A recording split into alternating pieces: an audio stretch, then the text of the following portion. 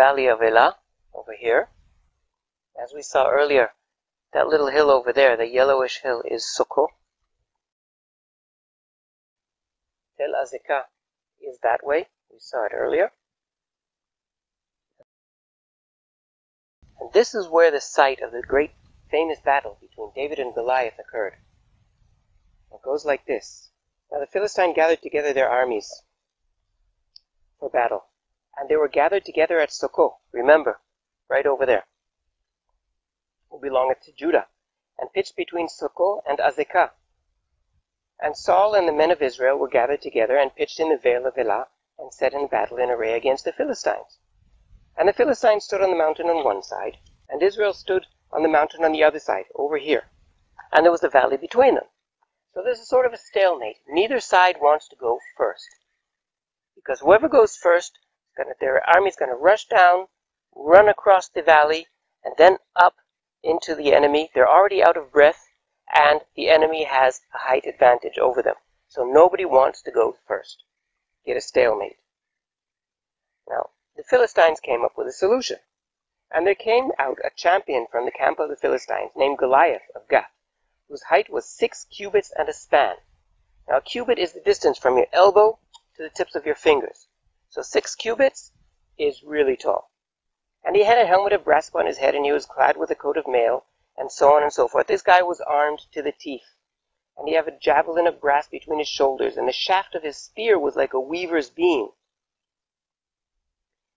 And his shield-bearer went before him. Now remember that. That's important. And he stood and cried unto the armies of Israel, and said unto them, Why do ye come out to set your battle in your array? Am I not a Philistine, and ye servants of Saul? Choose you a man for you, and let him come down to me.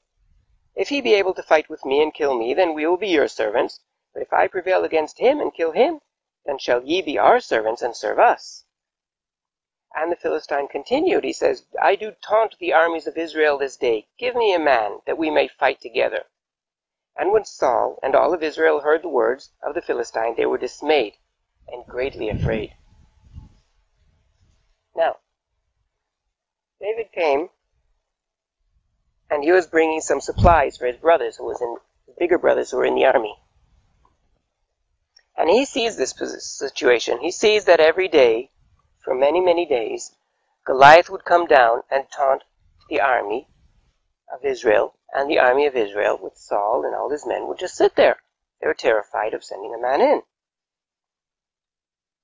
So he asked, For who is this uncircumcised Philistine, that he should have taunted the armies of the living God? And the Israelites answer him, and the word gets to Saul, and Saul summons him. And he was taken to him. And David said to Saul, Let no man's heart fail within him. Thy servant will go and fight with that Philistine. And Saul said, Thou art not able to go fight the Philistine, to fight with him, for thou art but a youth, and he is the man of war from his youth.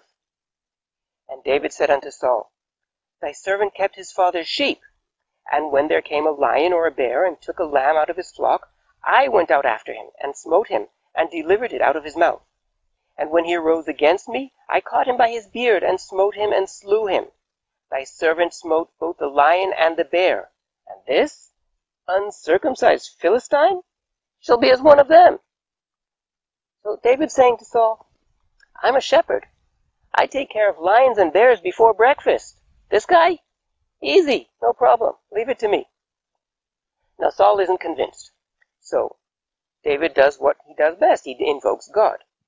The Lord has delivered me out of the paw of the lion and out of the paw of the bear.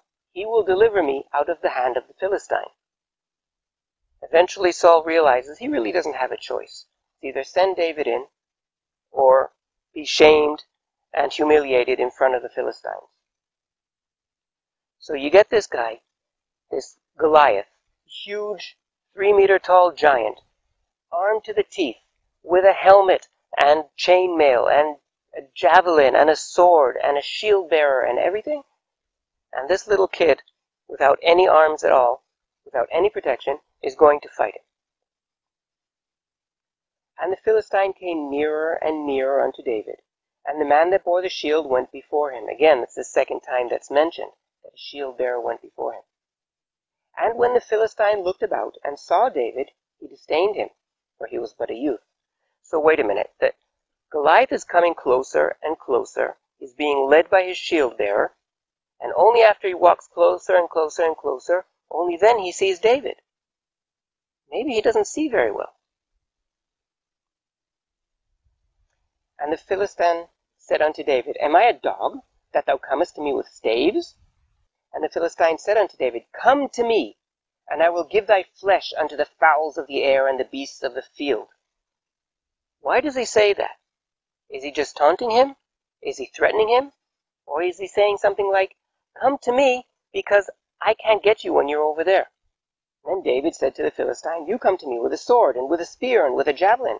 But I come to thee in the name of the Lord of hosts, the God of the armies of Israel, whom thou hast taunted. This day will the Lord deliver thee into my hand, and I will smite thee and take thy head froth thee, and I will give the carcasses of the hosts of the Philistines this day unto the fowls of the air and to the wild beasts of the earth. It came to pass, when the Philistine arose and came and drew nigh to meet David, that David hastened and ran toward the army to meet the Philistine. And David put his hand in his bag and took thence a stone and slung it and smote the Philistine in his forehead. And the stone sank into his forehead, and he fell upon his face to the earth.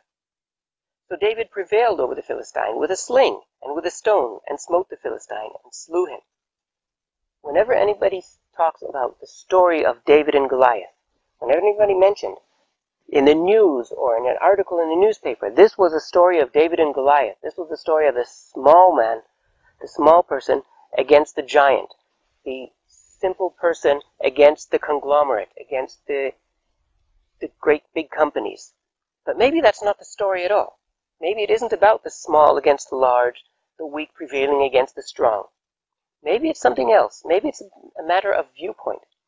Everybody, both in the armies of the Philistines and Goliath, and the armies of Israel, and Saul and his brothers, and everybody, they saw a man of war coming to fight, and they expected a fight between a man of war and a man of war.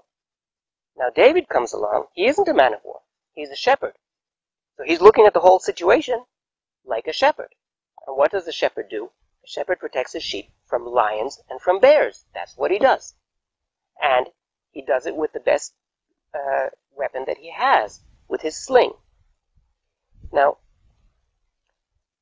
there are medieval tapestries of sling bearers. A really good sling bearer could shoot a bird in flight with his sling. Okay, they could hit somebody, a target, from 200 meters away with a sling. Now, David wasn't a good sling bearer. David was an expert. And with him, he had the equivalent of a sniper's rifle of the era.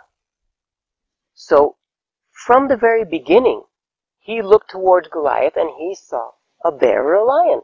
He had no intention of getting close to Goliath. Goliath was a very effective warrior, but only as far as his javelin or his sword could reach.